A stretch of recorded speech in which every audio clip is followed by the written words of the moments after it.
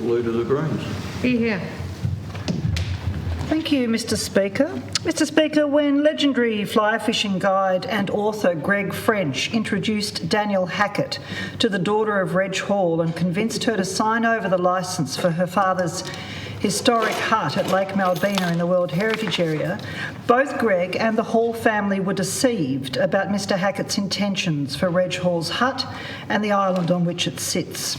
That deception was the first in a long line of lies and half-truths that surround the proposed heli-tourism operation at Lake Malbina that continues to this day. Reg Hall's son penned an emotive talking point published in the Mercury on behalf of the family, rejecting the proposal Mr Hackett claims they approve of.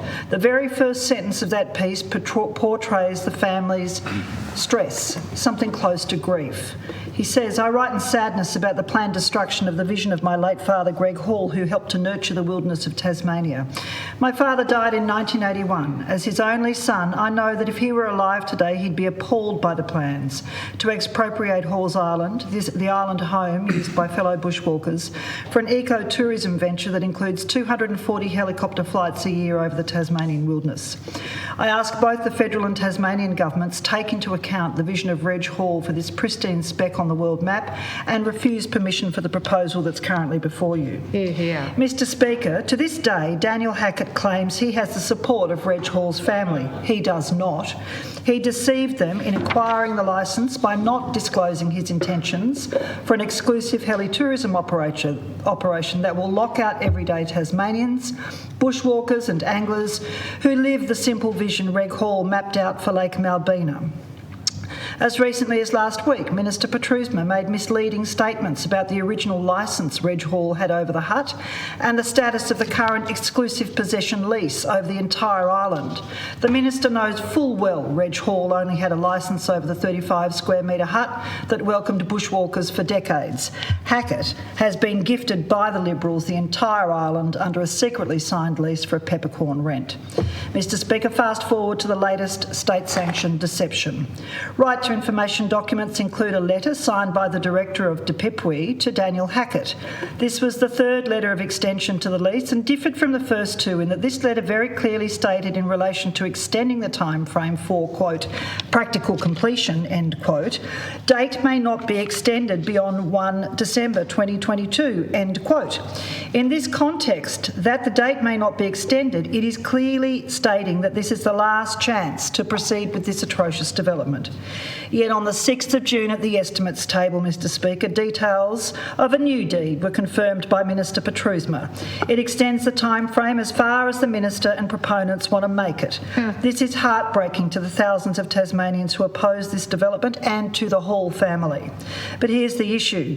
With the new deed signed by Acting Secretary Jason Jacoby last week, it again comes back to the same right to information request, and it's a letter signed by the then Minister for Parks, Roger Yench.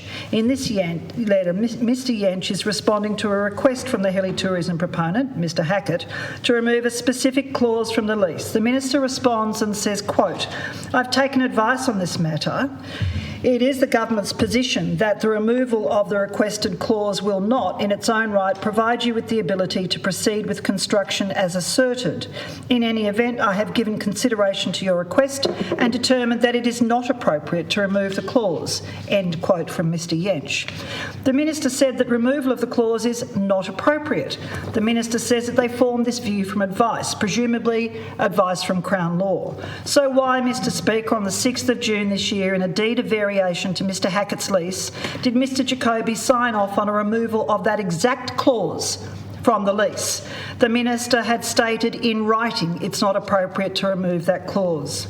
Who's running the department, Mr Speaker? Is it Minister Petrusma or is it Mr Jacoby, or is it in fact property developers? Yeah. Let's have a look at some other alterations to the lease Mr Hackett requested, or should I say demanded.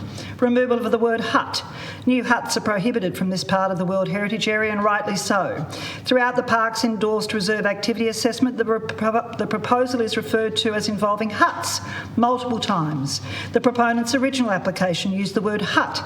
RTI documents now show that on the 21st of February this year, Daniel Hackett wrote to Parks and told them to remove the word hut and replace it with standing camp. And that's exactly what was done. What's the point of having a management plan for the World Heritage Area when developers can conspire with senior bureaucrats and ministers to wordsmith their way around prohibitions on use? Changing words, Mr Speaker, doesn't change facts. The government rezoned a wilderness area because the developer told them to, extended their lease 3 times because the developer told them to, removed words from the lease because the developer told them to, removed clauses from legal agreements because the developer told them to, leased an entire island in the absence of a development application because the developer told them to. What else has this developer been telling government to do? There are serious questions to answer in relation to this most recent deed that extends the rotten proposal at Lake Mabina yet again. The threat of hundreds of helicopters into this serene and wild place will remain. For just 2 jobs, Mr Speaker, 2 jobs, that's put an entire community offside and exposed a once great park service as a sad joke, one that whimpers how high when developers tell them to jump.